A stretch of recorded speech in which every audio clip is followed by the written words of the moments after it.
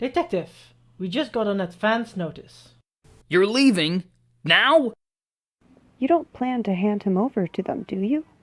Of course not.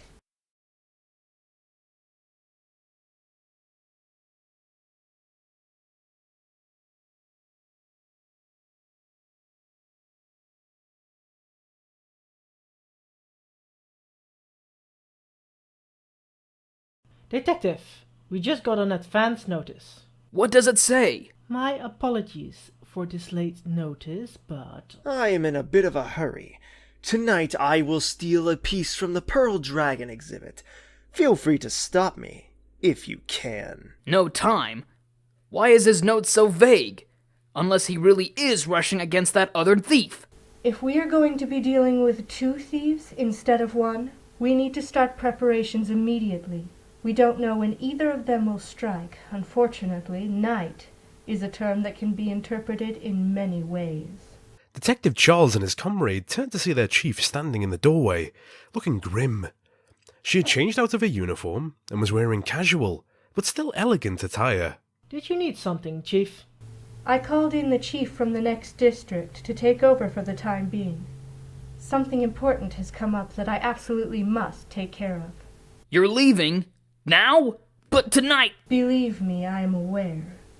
But there are some things that are more important than dealing with a couple of thieves. I'm sure you can handle this one on your own, Detective. So you take me off the case just to put me back in charge? This was not planned, but if you can't handle it, then I will place Officer Joe in charge in your stead. There was a charged silence as Chief Alodin leveled Detective Charles with a heated stare. She was usually cool and calm, so this was completely out of character. Though he was frustrated, Detective Charles realized this and stopped pushing.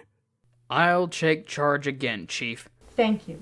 Chief Alodin turned on her heel and left at a fast pace, as if she did not have a single second she dared to waste.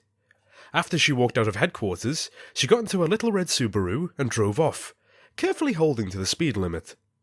Inside her car, she took out her phone, dialed, and placed it on speaker. How bad is the situation? We haven't found a single trace of anything. The Queen is still missing, and the criminals refuse to bargain for anything other than Sorrel himself for her return. He just had to go running off to play with Earth at a time like this.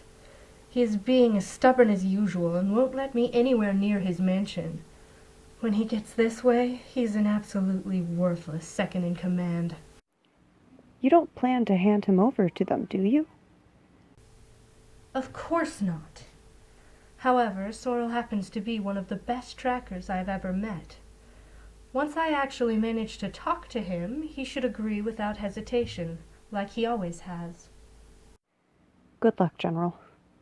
I don't need luck. He already told me exactly where he's going to be. He just doesn't know it yet. Hold on. Since when did Rouene know that Mr. Mischief is me? Hey, how did you get in my corner again? You aren't supposed to know any of this. Hey, let me read that scene just before now. Absolutely not. You wait your turn. Ha! Got it. How did you... Never mind. Give that back this instant. Nope. If Rouene is in trouble, that changes everything. She will talk to you later tonight. Give me that script back.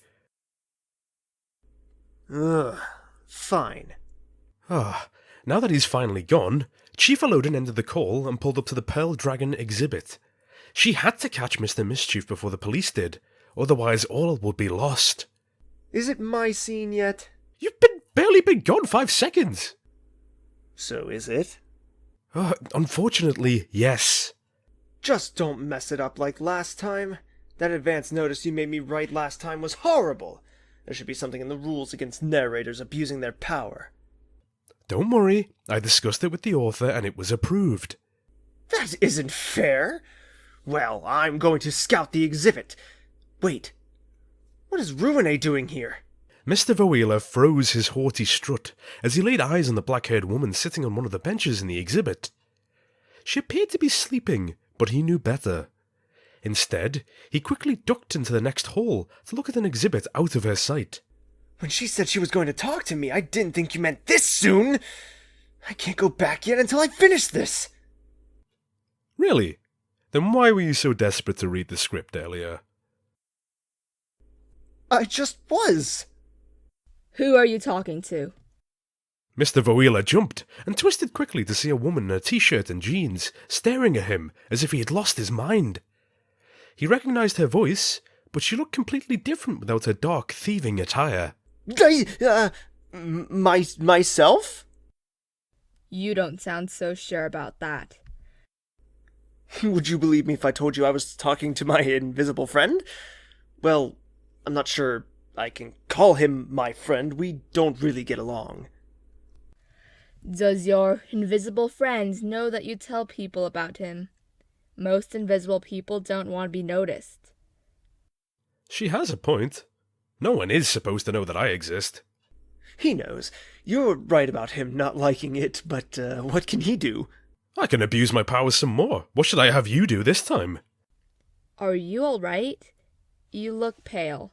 Miss Gale squinted at Mr. Voila's suddenly pale face with an expression that suggested that she thought he belonged in a mental institution. I agree, by the way. Completely fine. Excuse me, I just remembered I have an appointment with an old friend of mine here. Mr. Voila darted around the corner and slid right into the seat next to Chief Alodin, leaving Miss Gale alone by the Pearl Tiara exhibit. Chief Alodin woke and grabbed his arm before he had a chance to reconsider. Found you. Ruine? What are you doing here? Chief Alodin ignored his question as she stood up and dragged him out of her car. Sorrel, we need to talk. While you have been off gallivanting and playing hero or villain or whatever you're doing here, the Queen was kidnapped. Mr. Voila froze where he stood and stared at her for a few moments before replying. I think I know who did it. Just let me do tonight's heist and I will take care of everything. Good. Chief Alodin relaxed at his assurance and released him from her hold. For some reason, she seemed to trust the words of that unreliable protagonist. I can still hear you.